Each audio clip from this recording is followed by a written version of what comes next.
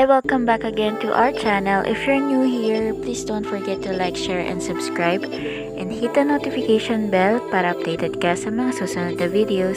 What? I made this video para i-share sa inyo yung experience ko sa pag-aalaga ng mga plants for a month. Sobrang feeling devastated ako and parang ayoko na mag-alaga ulit. Yung unang purchase plant ko is herbs, rosemary and battlegrass, but sadly namatay silang lahat.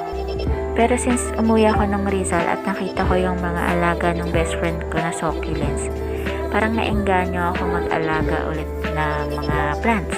So dahil nga na-addict na ako sa mga succulents, bago nila ako ihatid mismo sa Pandi, Bulacan, duman muna kami sa Malolos, kaya nakabili ako ng first rose cabbage ko na succulent. Bumili ako ng herbs ulit. Ang binili ko mint, celery, cilantro, basil, tsaka rosemary.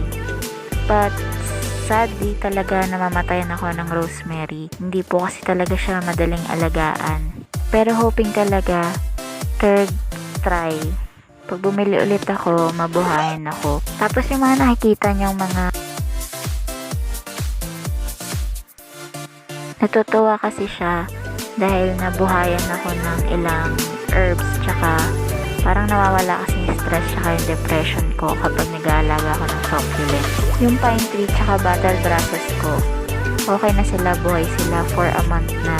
Kaya excited ako na mag-alaga pa ng marami pa. So hoping sa next videos ko mabigyan ko na kayo ng care tips kung paano mag-alaga ng rosemary at saka ng iba pang succulent tsaka plant. Sa muli, thank you so much sa pananood sa videos ko. Huwag na huwag niyo kakalimutan na mag-subscribe sa channel ko.